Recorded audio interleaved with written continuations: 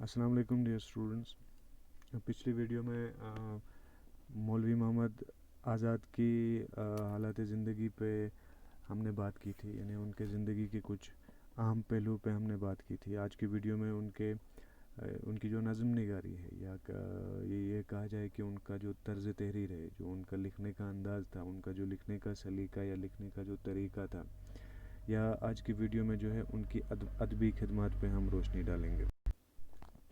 تو مولانا محمد حسین آزاد کو جدید اردو نظم کا بانی کہا جاتا ہے، یعنی کہ جو ایک طرح سے عنوانی نظم تھی، جس میں عنوان دیا جاتا تھا اور پھر اس عنوان کے تحت ہی اس نظم میں ایک تسلسل کے ساتھ بات کی جاتی ہے. تو اس عنوانی نظم نگاری اور جو نیچرل شاعری ہے، اس کی ابتدا انہی کے ہاتھوں ہوئی. تو آپ ایک بڑے ادیب تھے، ایک نامی گرامی نقاد تھے، مشہور نثر نگار تھے، ماہر تعلیم ہونے کے ساتھ ساتھ ایک بہت مشہور اخبار نویس بھی اپنے زمانے کے رہ چکے ہیں. تو آپ یہاں پہ کتاب پہ آپ کا دوسرا پیراگراف دیکھ سکتے ہیں. مولوی محمد حسین آزاد کی تحریک پر ہی انجمن پنجاب لاہور کے زیر اہتمام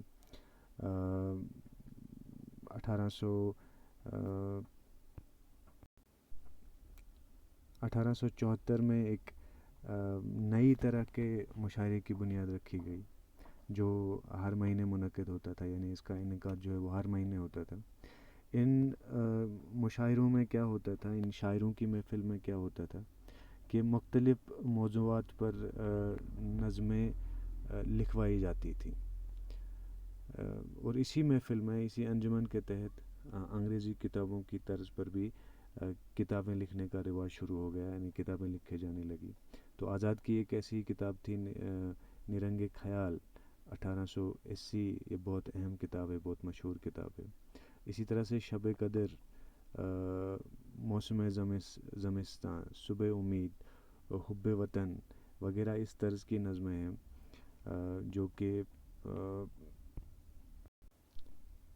انجمن کے مشاعروں میں پڑھی گئیں. یعنی کہ یہ وہ نظمیں ہیں جو ان محفلوں میں جو ہیں وہ پڑھی گئیں، اور بعد میں وہ کافی مشہور بھی ہوئیں.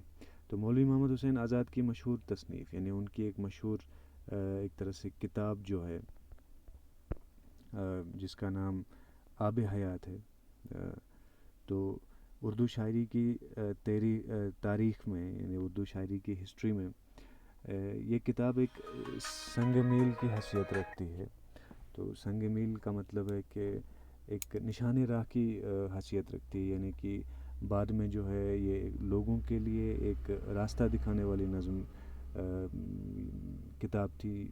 اور اس کتاب کو لوگوں نے فالو کیا، اس کے قانون، جو اس کے لکھنے کا انداز تھا، اس انداز پہ جو ہے لوگوں نے شاعری کرنی شروع کی. یعنی ایک سنگ میل، ایک نشان راہ، یعنی کہ دوسروں کے لیے ایک راستہ دکھایا گیا تھا اس کتاب میں. تو یہ کتاب، اس کتاب میں اردو کے مشہور شعراء کی زندگی کے محرک انتہائی خوبصورت انداز میں کھینچے گئے ہیں، یعنی ان کے جو واقعات ہیں، ان کی جو کہانیاں ہیں، ان میں بیان کی گئی ہیں. علاوہ بریں اس کے علاوہ جو ہیں ان کی تصانیف سکندان پارس اور دربار اکبری، یہ بھی بہت مشہور ہیں، بہت مقبول ہیں.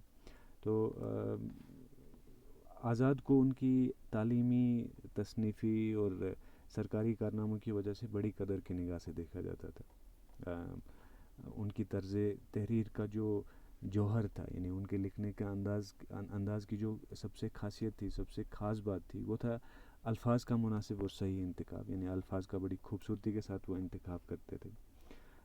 تشبیہات اور استعارات کا برمال استعمال اور محاورات کا موضوع اور مناسب جگہ پر برتنا جو ہے ان کے طرز تحریر کے خاص جوہر تھے، ان کے لکھنے کے انداز کی سب سے بڑی خاصیتیں تھیں.